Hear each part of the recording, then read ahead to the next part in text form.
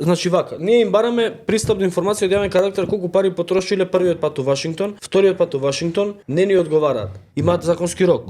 Испраќаме ние жалба до второстепена комисија, второстепената комисија вика да, во право сте, мора да ви достават. И ова решение го упатуваат и до влада од второстепена комисија, од каде што им наложуваат, видите, овие се управо имаат законска основа и право, треба да им испратите.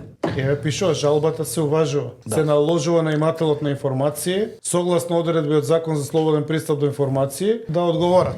Они и ова решение на второстепената комисија не го уважуваат и не ни ги испраќаат информациите. Значи нив ги боли таквото за државните институции. Решиле да не ни испраќаат информации, не ни испраќаат. Џабе е второстепена комисија. Инаку чисто за информација тие што се надлежни да ни ги достават информациите да знаат, не испраќање нови информации кои што ни следуваат по законско право е злоупотреба на службена положба. И да знаете дека ако не ги исполните, ние ќе поведеме постапка пред управен суд, ги собираме документите и денови ќе ја поведеме таа постапка и потоа да знаете дека ќе ве пријавиме кривично, бидејќи злоупотребувате службена положба. Не е ваше да одлучувате дали ќе ни ги дадете или не. Вие имате законска обврска да ни ги дадете и вие одбивате да ни ги дадете документите. Денес ќе испратиме уште едно барање за информации од јавен интерес, во кое што бараме да ни достават информации, сметки и фактури платени за патувањето од Анталија Скопје, Скопје Будимпешта за авион. Денес ќе испратиме такво барање и чекаме одговор.